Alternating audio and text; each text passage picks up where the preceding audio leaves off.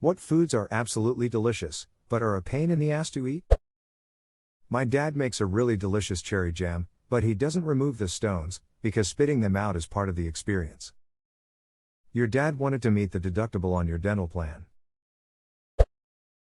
Prickly pear, also known as cactus fruit. These are a pain in the ass at every step. Picking them is a huge risk for getting stabbed by cactus needles. Peeling the skin off is way more challenging than other fruits, and then they are full of seeds that cause major discomfort if you bite into them by accident. Yeah, I had one from a store and I still had needles to pull out.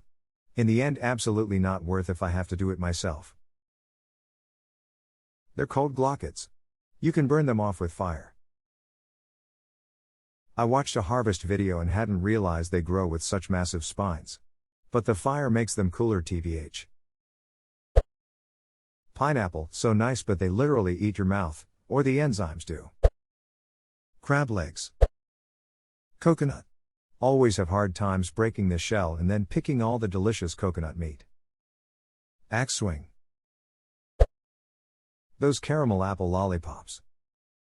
The question is, how does one eat these? Edit, majority of the people who've responded saw ops comment as caramel apples instead of caramel apple pops as it was written, as did I. Awkward lol. Relax your jaw so your teeth touch the caramel. Get your teeth stuck. Wait, no, help. Instructions unquare.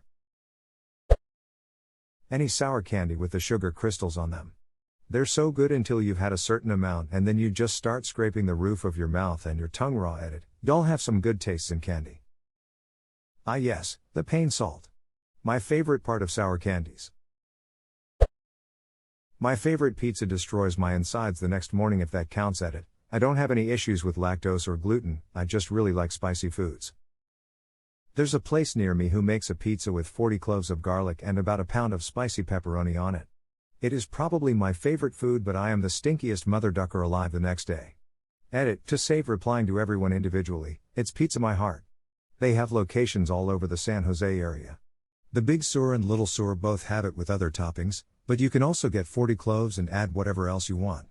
I do this and add double pepperoni. It's a rare treat for me. All their pizza is really good, even if you don't go for one of their crazier specialties. I'm glad to drive them business because they're awesome. I have a thing where if I eat enough garlic I sweat raw onion smell through every pore for the next day.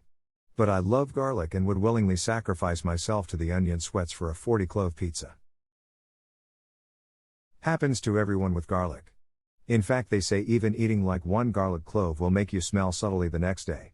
You won't notice, but people with good noses will think you're a little smelly. But you know what? I don't even care either. I love garlic and eat it all the time. Oh well. Vampires hate this one trick. Mangoes, they are my favorite fruit but least favorite to clean up. Edit, thanks for all the karma friends. And thank you for the good tips for eating my mangoes. Just eat them over the sink while shirtless. This guy gets it. It's the only way to eat them.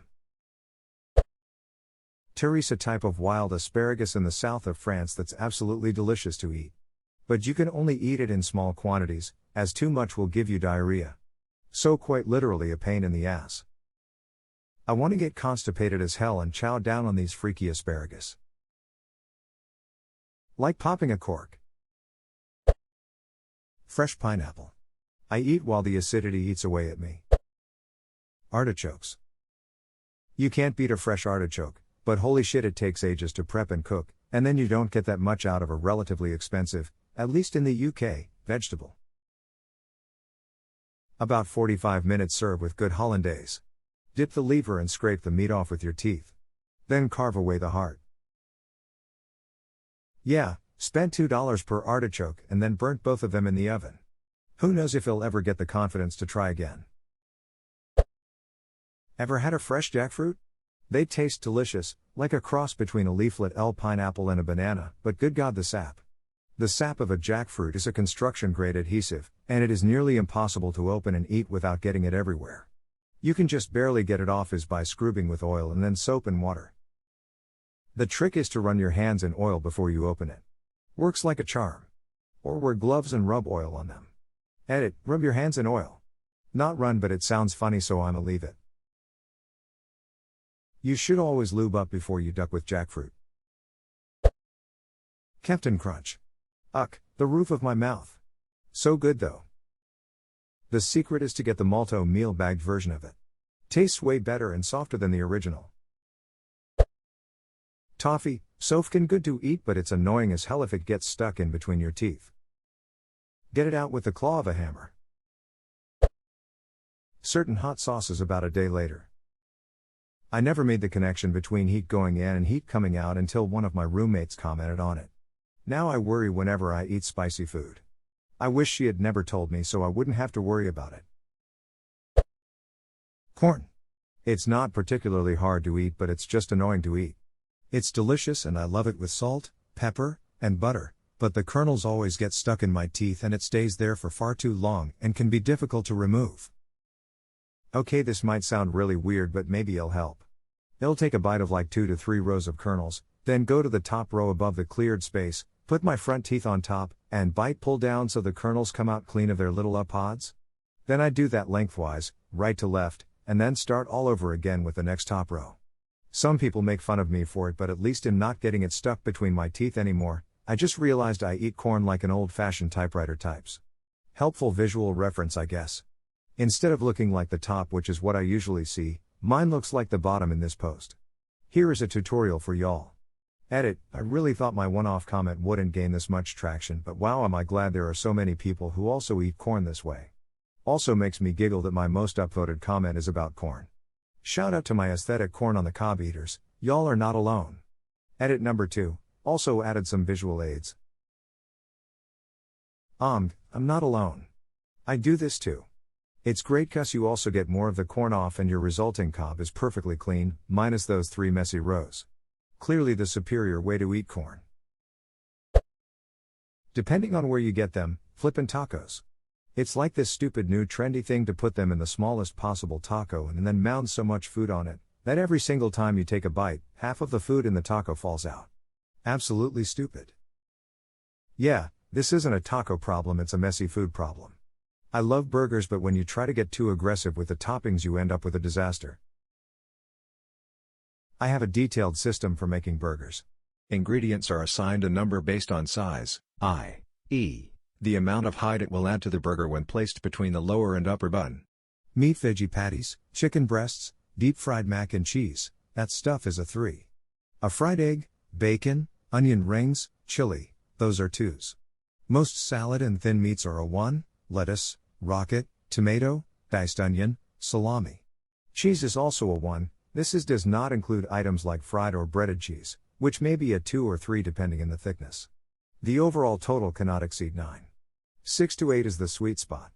A simple beef patty with bacon and cheese should equal 6. When I make mac and cheese, I partition a bit to shape into patties, chill and fry the next day with corn flour and paprika. I serve these in a buttered brioche bun with a chuck steak patty, some thin sliced chorizo, and fried onions, that's an 8. Burger perfection. Sunflower seeds. Take forever to get a handful and gone in seconds. In Belgium you generally buy already peeled sunflower seeds. When I went to China I actually discovered how much I like them with the shell still on. It gives a nice flavor, they're often flavored, for example salted, and you can spend a very long time snacking on them without eating that many. In Canada, you can get sunflower seeds in the shell with potato chip seasoning, like barbecue, dill, etc. It's specifically so you can open them in your mouth and spit the shell out. The brand is even called Spitz. In your mouth and spit the shell out. We, Turks, take the seed in the shell and open it with our front teeth, extract the seed while doing that and end up with a seed in the mouth and the shell in the hand. Do you actually put the whole thing in your mouth? Please clarify. Yes. You put the entire thing in your mouth, open it with your tongue and teeth to get the seed out, then spit out the shell. That's ducking metal. Do you eat shrimp like that too?